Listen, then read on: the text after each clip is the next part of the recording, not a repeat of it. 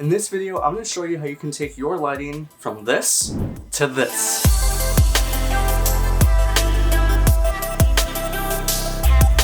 Three-point lighting is one of the most widely used and oldest methods of lighting a subject in photography and video. It just gives you great lighting and it's really good at adding depth to an image. So in this tutorial, I'm going to show you what three-point lighting is and how you can use it in your projects. So, three-point lighting consists of three lights. Surprise, surprise. A key light, a fill light, and a backlight, also known as a rim light. Now, each of those lights serve their own purpose to creating a well-lit subject and adding depth to an image. So I just turned off the other two lights, and the only thing illuminating me right now is the key light, or the main light. Now, the key light is generally the most intense or brightest light of the three lights, and it generally has the most impact on how your subject looks in terms of highlights and shadows. Now, depending on what look you're going for is going to determine where you actually place your key light. Usually you want it a few feet away from your camera and at a 45-degree angle from your subject. You usually also want it up a little bit and pointed down at an angle. So for reference, when I place my key light, I usually like to have it off to the side a little bit and up shooting down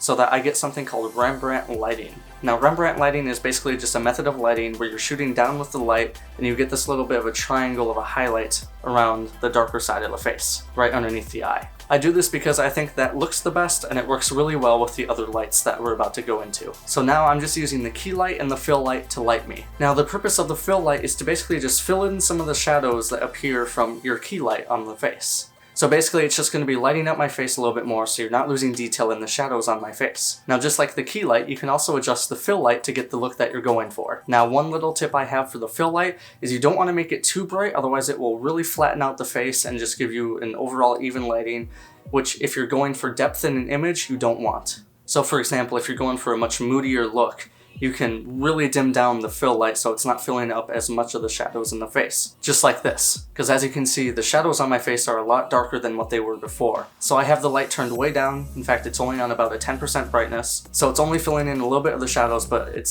provides a much moodier look. Whereas if I have it turned all the way up to the same level as the key light, it fills in all the shadows on my face and it just really flattens out the image. So now we're back to the way it was before, and like I said, it just all depends on the look you're going for. If you want a moodier look, bring the brightness down a little bit. Or if you're going for a little bit more of a flatter or brighter image, bring up the brightness a little bit more. It's just going to depend on how you want your image to look in the end.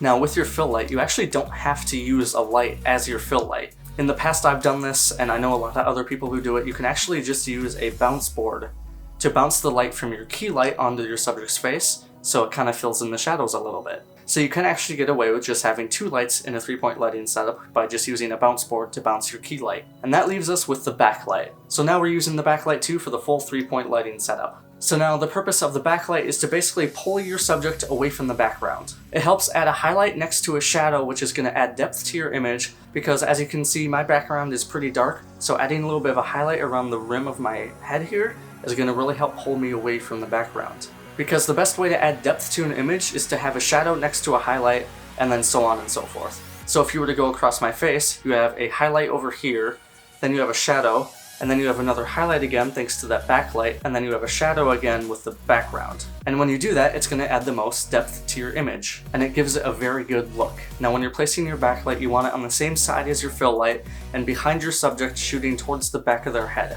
Generally, you're going to want it as close to directly behind your subject as possible, but still kind of off to the side. So in my case, I have my backlight placed just out of frame to the side here. Now there are a couple things you can do with your three-point lighting setup to make it even better. So here's a couple tips you guys can use in your three-point lighting setup as well. So one of the tips I want to share with you guys is to actually just diffuse your light. It's just going to make your lighting less harsh overall, basically. So for example, in my setup, I just diffuse my key light for the most part. And the way I diffuse my key light is literally just by draping the diffuser from a softbox over my LED light.